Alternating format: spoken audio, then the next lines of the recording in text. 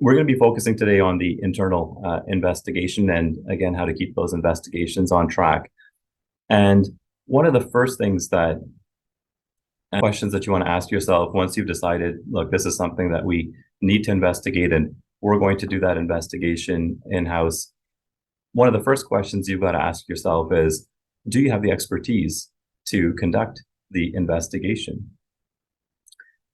And I'd like to share the story of one of my clients for the sake of confidentiality.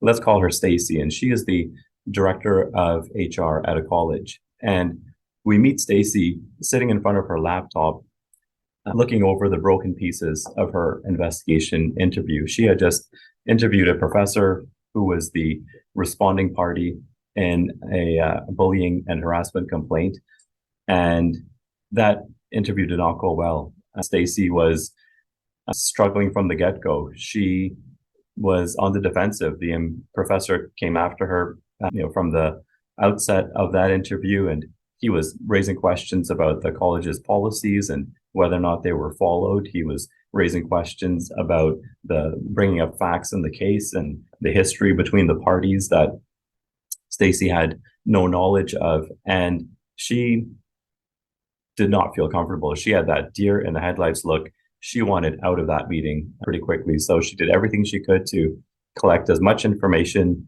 as she was able to and bring that event to a close. But as she looked over her interview notes, she realized that she had backed away from the fight, and she hadn't held that professor accountable the way that she had planned to going into the meeting. And she thought about the students who had come into her office complaining about the bullying and the intimidation that they had experienced, and they were in tears in her office, and she made a commitment to herself that she was going to look into this and make this situation right.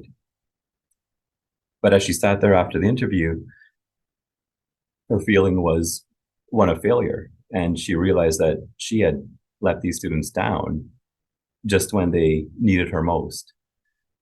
And I think all of us can relate to that, right? We've all been there where we've had that heart and that commitment to do the right thing, but for whatever reason, it didn't play out that way. And we ended up disappointing the person or the people that we promised not to. So you can you can have your heart in the right place, but you can put yourself in a position to fail if you're just not well equipped for that event.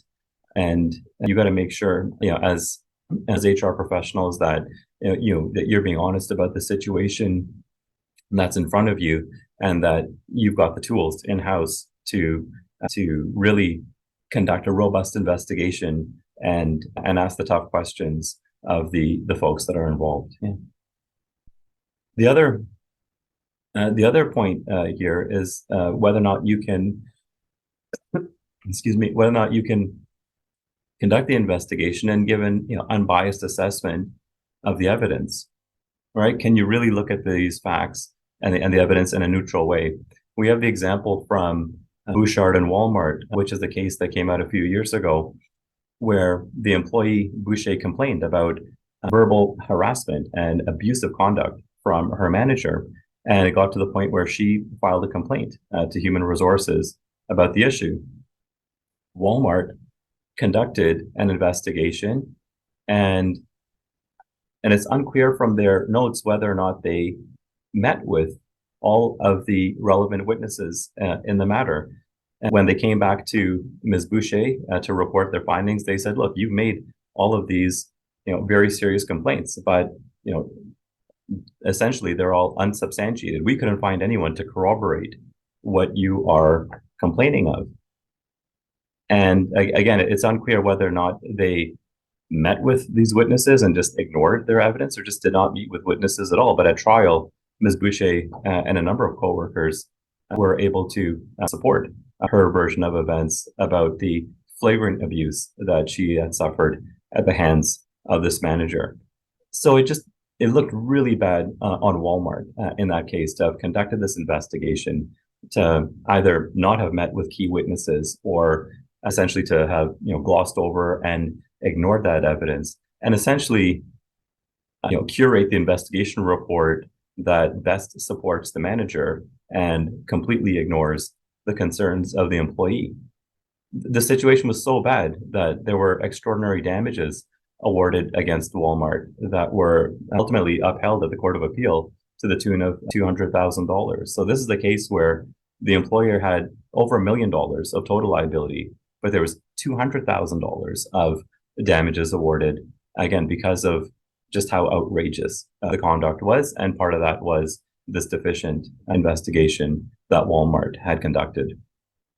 So you got to be honest if you're undertaking this work in-house, that you can do it in a way where you're going to appreciate all of the evidence and essentially go where the evidence leads you. The other point here is making sure that you're able to conduct the investigation and avoid even the appearance of bias.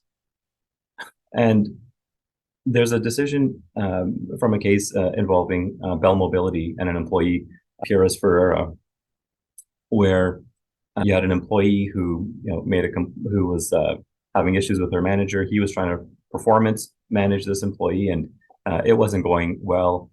And frustrations, reached to a climax. And one day, everything came to a head when this manager, shoved this employee, and it was hard enough for her to move a few feet, and she fell into a filing cabinet, and she never came back to work. And after she filed her complaint, Bell Mobility appointed an internal HR manager to investigate the complaint. As it turns out, this HR manager had worked for a number of years with the responding party. They were good friends. They socialized outside of work, and they played golf together occasionally. And so it's not that this person, by virtue of this relationship, was incapable of doing the work. But certainly, given the nature of the relationship and how well they knew each other, that, to a reasonable person, they'd be looking at that, and, there would be that a reasonable person would have an apprehension of bias, right? That there's at least an appearance there that maybe the other side, the employee in this case, didn't get a fair shake because of how close these two individuals were. So one of the things that the judge noted in that decision is that there are important rights at stake when you are conducting a workplace investigation. So you want to get it right. You don't have to do a perfect job, but certainly you want to put together a process that's going to stand up to scrutiny. And one easy thing for you to do is to make sure that the process itself is free from the appearance of bias, so that the parties can have confidence in the findings at the end of the day.